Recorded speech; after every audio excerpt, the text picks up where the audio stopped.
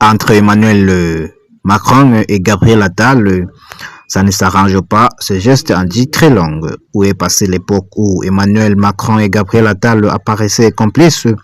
Lors de la date symbolique du 6 avril, c'était plutôt service minimum entre les deux hommes, apprenait-on dans le page du Parisien. En cette date symbolique, le climat est resté glacial entre Gabriel Attal et Emmanuel Macron. Le dimanche 6 avril, le président de la République a tenu à célébrer l'anniversaire du grand meeting durant lequel il avait baptisé son mouvement politique En Marche. Emmanuel Macron s'est souvenu sur X il y a 9 ans. À Amiens, nous étions quelques-unes et quelques-uns avec des idées fortes et des convictions ancrées loin de tout appareil politique.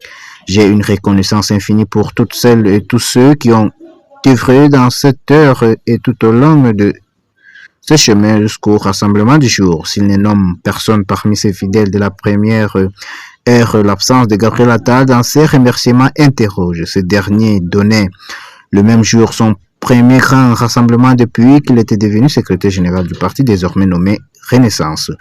Pas un mot donc du président pour son ancien protégé qui pourrait bientôt devenir son plus grand rival. Un de ses proches confiés aux Parisiens, il a fait le service minimum, mais pendant ce temps, l'ancien Premier ministre tentait de s'imposer comme nouvelle figure de brouet du mouvement politique et l'opération séduction a semblé prendre alors qu'Ambroise Méjean, président de Jeunes avec Macron, glissait au quotidien. Les jeunes qui nous rejoignent aujourd'hui sont attirés par la figure que représente Gabriel Attal. L'antenne du parti devrait d'ailleurs gommer la mention du président de son nom en juin prochain au profit de celui de Gabriel Attal. Rien n'est moins sûr à en croire un des proches du chef de l'État. Tous les élèves ne dépassent pas toujours le maître.